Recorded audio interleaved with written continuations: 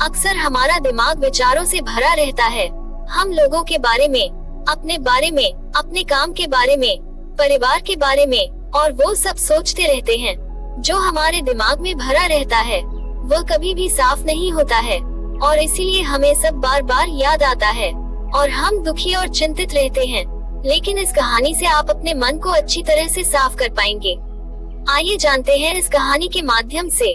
उससे पहले अगर आप भी भगवान बुद्ध को दिल से मानते हैं और उनके सच्चे भक्त हैं तो कहानी को पूरा सुने और कमेंट बॉक्स में नमो बुद्धाय अवश्य लिखें। एक बार एक गुरु और शिष्य एक सुनसान जंगल से गुजर रहे थे। तभी शिष्य अपने गुरु से एक सवाल करता है, गुरुजी ऐसा क्या होता है? कुछ लोगों के पास कुछ भी नहीं होता लेकिन फिर भी वह सुखी रहते हैं, आनंद में रहते हैं, और कुछ लोगों के पास सब कुछ होते हुए भी उदासी उनके चेहरे से साफ दिखाई देती है। गुरु ने एक मुरझाए हुए फूल की तरफ इशारा करते हुए अपने शिष्यों से कहा कि यह सोचने की और समझने की बात होती है। अगर ये फूल ये सोचेगा कि मैं कल मुरझा गया था या फिर यह सोचेगा कि मैं भविष्य में फिर से मुरझा जाऊंगा, तो ये कभी भी खुलकर पूरे तरीके से खिल नहीं पाएगा, अपने सुंदर स्वरूप में ये कभी भी नहीं आ पाएगा और अपनी खुशबू से इस प्रकृति में बिखेर नहीं पाएगा। उसी प्रकार इंसान अपने अतीत की यादों में खोया रहता है या फिर अपनी भविष्य की कल्पना करता रहता है, भविष्य के दुखों के बारे में सोचता रहता है या भूतकाल में जो उसके साथ बुरा घटित हुआ है उसके बारे में सोच सोच कर वह अपने भविष्य के लिए चिंतित होता रहता है। तो ऐसा मनुष्य जीवन में कभी भी सुख अनुभव नहीं कर सकता। ये समझने की बात होती है कि जीवन हमेशा वर्तमान में होता है। अतीत और भविष्य की कल्पनाएं हमेशा मनुष्य को मृत्यु की तरफ ले जाती है। इसलिए यह जरूरी हो जाता है कि जिस प्रकार हम अपने शरीर की देखभाल करते हैं, उसे बीमारियों से दूर रखने के लिए उसके अंदर से गंदगी भी साफ करते रहते हैं, उसी प्रकार समय समय पर हमें अपने मन और मस्तिष्क की भी गंदगी साफ करते रहना चाहिए, उसकी धुनाई करते रहना चाहिए। इससे आपकी बुद्धि की क्षमता तो तेज होगी ही होगी, साथ ही साथ हमेशा आनंद में रहने का रहस्य जान पाओगे।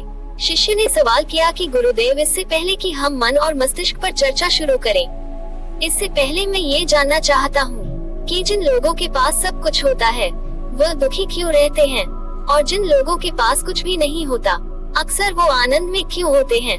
ये रहस्य क्या है? इसके पीछे क्या कारण हो सकता है? गुरु ने उत्तर दिया कि कुछ लोग जीवन में सब कुछ हासिल कर लेते हैं और सब कुछ हासिल कर लेने के बाद उन्हें सब चीजों की व्यर्थता पता चल जाती है। ऐसे लोगों को अक्सर यह एहसास जकड़ लेता है कि मैंने जीवन में जो कुछ भी पाया, जो कुछ भी किया, उसे भले ही मैंने सुख सुविधाएं हासिल कर ली हो, लेकिन मन की शांति अभी भी बहुत दूर है, अधूरी है, उस तक मैं पहुंच नहीं पाया। सब कुछ पाकर भी मैं अपने मन को जान नहीं पाया। और जब इंसान को ऐसा लगता है तो उसे महसूस होता है कि जो भी उसने कमाया वह कौड़ियों के भाव का था।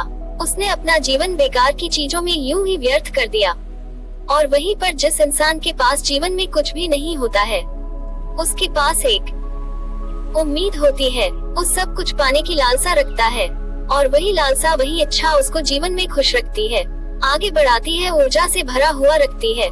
गुरु ने अपने हाथ से एक सूखे पेड़ की तरफ इशारा करते हुए कहा कि शिष्य, कभी तो ये पेड़ भी हरा भरा रहा होगा, फलों से लदा हुआ रहा होगा, अनेक प्रकार के पक्षी और जानवर इस पर किराए करते होंगे, इसके फलों को खाते होंगे। उस समय इस पेड़ को भी ये पता नहीं होगा कि एक दिन तुम सूख जाओगे और तुम्हारी हालत इतनी बदतर हो जाएगी कि तुम किसी को छांव तक नहीं दे पाओगे, तुम्हारे ऊपर पत्ते तक नहीं रह जाएंगे। फल तो दूर की बात रही, उसी प्रकार मनुष्य अपने जीवन की दौड़ में ये भूल जाता है जिस दौड़ में वह सबसे आगे निकलने की कोशिश कर रहा है, उसका अंतिम चरण तो मृत्यु हुई है।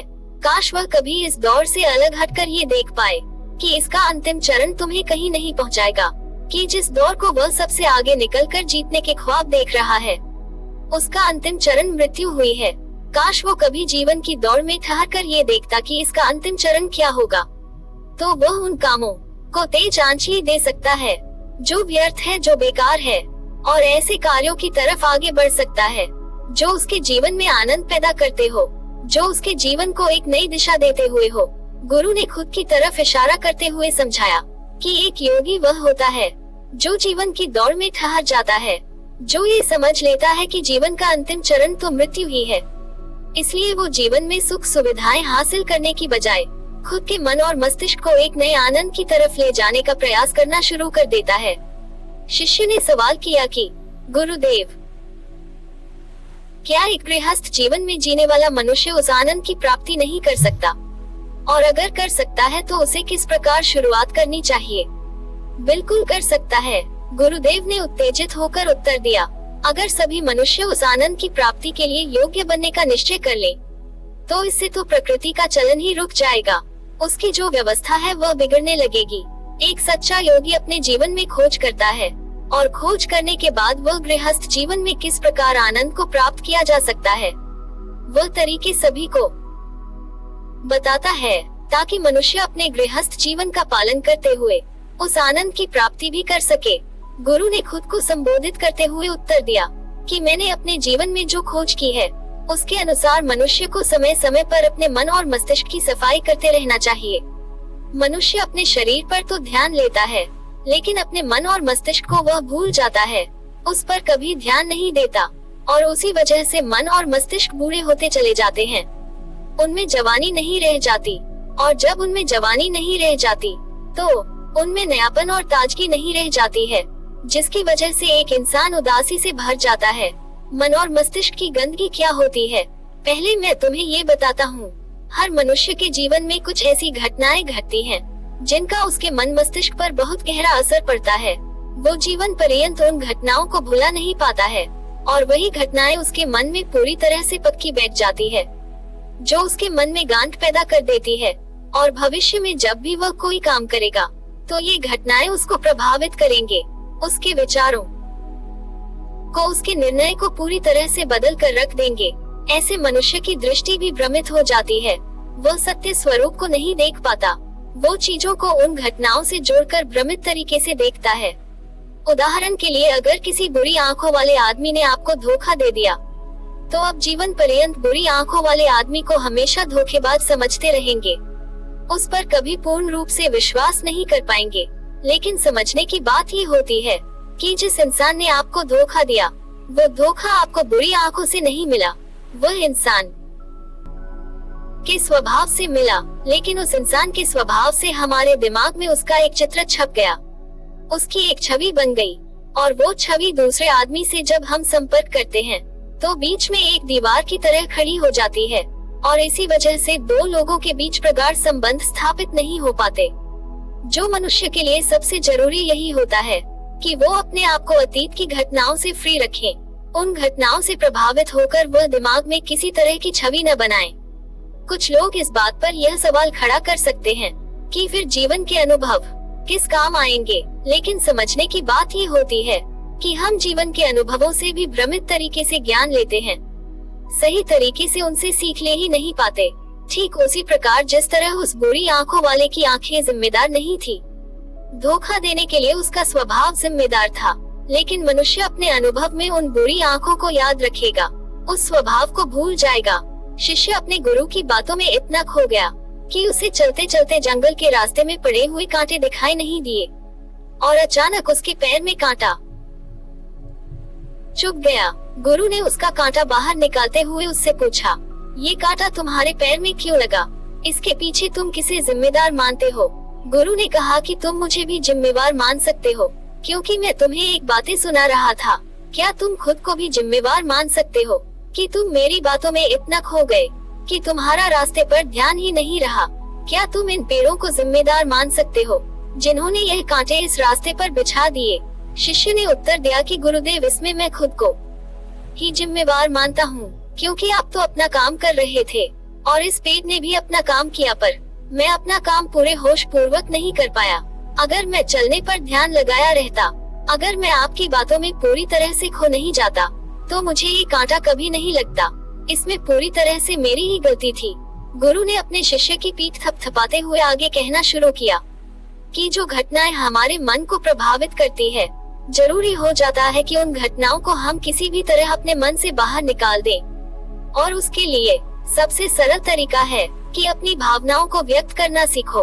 उसे अपने दिल में, अपने मस्तिष्क में बिठाकर मत रखो। जब तुम किसी दूसरे मनुष्य के सामने अपनी भावनाओं को व्यक्त कर देते हो तो तुम्हारे मन का बोझ हल्का हो जाता है कुछ लोगों का स्वभाव ऐसा होता है कि वह अपने मन की बात किसी को नहीं बताते हैं। ऐसे लोग अक्सर अपने अंदर ही अंदर दुखी होते रहते हैं, लेकिन वह अपने मन की बात किसी दूसरे आदमी के सामने नहीं बताते। इसके उलट कुछ लोग ऐसे भी होते हैं जो अपने मन में किसी भी बात को रख नहीं पाते। उनके साथ कुछ भी अच्छा या बुरा होता है, वह अपने मन की बात, अपनी भावनाओं को दूसरों के सामने व्यक्त कर देते हैं। और तुमने खुद महसूस किया होगा कि जो लोग अपने मन की भावनाओं को व्यक्त कर देते हैं, वो जीवन में ज्यादा आनंदित रहते हैं। कभी भी प्राकृतिक रूप से आए हुए वेग को रोकना नहीं चाहिए। जिस वेग को हम रोकने की कोशिश करते हैं, वह वेग हमें अंदर से ही खाने लग जाता है। अगर तुम्हारा मन किसी बुरी घटना पर रोने का हो रहा है, तो चीख चीख कर रो, अपने आप को रोको मत, उसे पूरी तरह से बाहर आने दो। अगर किसी दूसरी घटना पर तुम्हारा मन खुश होने का, आनंदित होने का हो रहा है, तो पूरी तरह से नाचो गाओ, जिससे कि तुम उस वेग को बाहर निकाल सको। और जब वह वेग अपनी पूरी गति के साथ बाहर आ जाता है, तो पीछे छोड़ आता है एक खालीपन, एक अकेलापन, एक शांति, एक मैंने एक अनुभूति। गुरु ने शिष्य को समझाते हुए बताया कि जिस प्रकार तेज रफ्तार से चलता हुआ पानी अपने वेग से आने वाली सभी बाधाओं को तोड़ देता है, उसी प्रकार हमारे अंदर भावनाओं का उठने वाला अगर बाहर नहीं निकाला गया, अगर हमने बांध बनाने की कोशिश की, तो वह उस बांध को तोड़ देगा। और उस बांध को तोड़ने के बाद उसका कचरा हमारे मन के अंदर ही ठहर जाएगा, जो हमारे मन को दूषित कर देगा, उसको गंदगी से भर देगा। अक्सर मनुष्य अपने मन में किसी घटना को दबाकर इसीलिए रखता है कि वह सोचता है कि अगर सामने वाले को इस घटना के बारे में पता चला, तो वो पता नहीं मेरे बारे में क्या सोचेगा। इसी विचार की वजह से वह अंदर ही अंदर खुद दुखी होता रहता है, लेकिन सामने वाले को वह कुछ भी नहीं बताता। लेकिन एक बार अगर वो हिम्मत कर सकता है, शुरुआत कर सकता है, जो उसका पूरा जीवन परिवर्तित हो सकता है। एक बार अगर उसके दिमाग की आदत बन गई, तो वह जीवन भर अपनी भावनाओं को दूसरों के सामने व्यक्त करने से हिचकिचाएगा नहीं। और अपने दिमाग की यह आदत हम 21 दिनों में पैदा कर सकते हैं। 21 दिनों तक अगर सही तरीके से हम अभ्यास करें, तो हमारा दिमाग पूरी तरह से भावनाओं से मुक्त हो जाएगा। यह 21 दिनों का अभ्यास इस प्रकार है। 21 दिनों तक सबसे पहली बात जो याद रखनी है कि अपने मन में किसी भी बात को दबाकर नहीं रखना है। अगर हम किसी मनुष्य के बारे में अच्छा सोचते हैं, तो हम उसे व्यक्त करें। अगर बुरा भी सोचते हैं, तो उसे भी व्यक्त करें। परिणाम भूल जाएं कि परिणाम क्या होंगे, सिर्फ अपने दिमाग की धुलाई करने पर विश्वास रखें। इससे आपके अंदर एक अद्भुत साहस पैदा होगा। जब आप किसी मनुष्य के बारे में वह सब बता पाएंगे जो आप उसके बारे में सोचते हैं, तो आप खुद सोचिए कि आपका खुद के ऊपर विश्वास कितना ज्यादा बढ़ जाएगा। आपके मन के सारे डर खत्म हो जाएंगे। हो सकता है कि इसमें आपको चुनौतियों का सामना करना पड़े, लेकिन जहाँ पर चुनौती नहीं होती, वो कुछ अभ्यास भी नहीं होता। अभ्यास हमेशा चुनौतियों से भरा होना चाहिए। इससे आप सत्य वचन बोलने का अभ्यास भी कर पाएंगे। अक्सर हम दूसरों को प्रभावित करने के लिए वो सब बोलते हैं जो उन्हें अच्छा लगता है, लेकिन वह नहीं बोलते जो हम उनके बारे में सचमुच में सोचते हैं। और यही हमारी सबसे बड़ी भूल हो जाती है। इससे हमारा पूरा अस्तित्व झूठ बनकर रह जाता है। और अपनी भावनाओं को व्यक्त करते समय ये भी जरूर ध्यान रखें कि आपके अंदर जो भावनाएं उस इंसान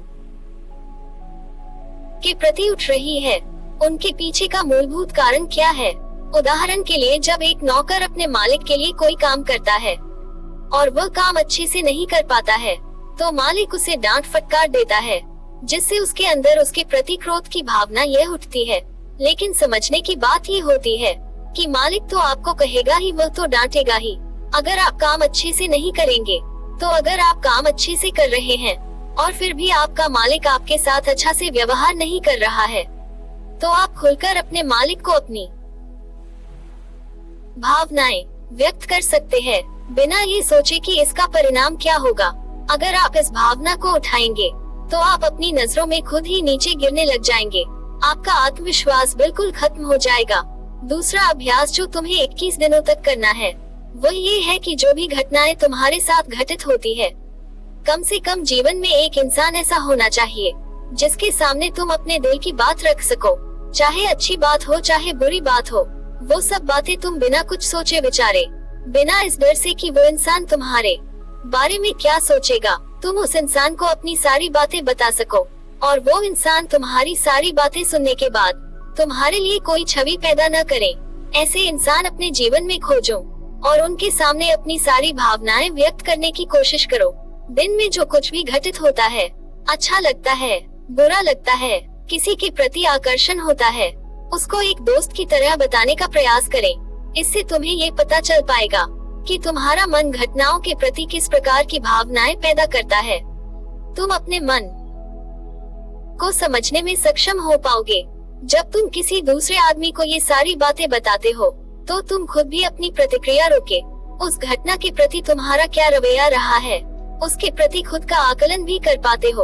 और तीसरा अभ्यास जो तुम्हारे मन को खाली रखेगा, वह है योग निद्रा का अभ्यास। ये चर्चा खत्म होते होते गुरु और शिष्य उस जंगल को पार करके अपने आश्रम में पहुंच चुके थे। दोस्तों, सच्ची श्रद्धा से कमेंट में नमो बुद्धाय जरूर लिखिएगा। इस वीडियो को लाइक करें तथा अपने दोस्तों के साथ शेयर करें और हमें सब्सक्राइब करना ना भूलें। और हाँ, इस वीडियो से कोई भी सवाल है तो आप कमेंट में पूछ सकते हैं। अगर कोई नहीं है तो आप कमेंट में नमो बुद्धाय लिखना ना भूलें, क्योंकि आपकी कमेंट से हमें वीडियो बनाने का मोटिवेशन मिलता है। धन्यवाद। नमो बुद्धाय।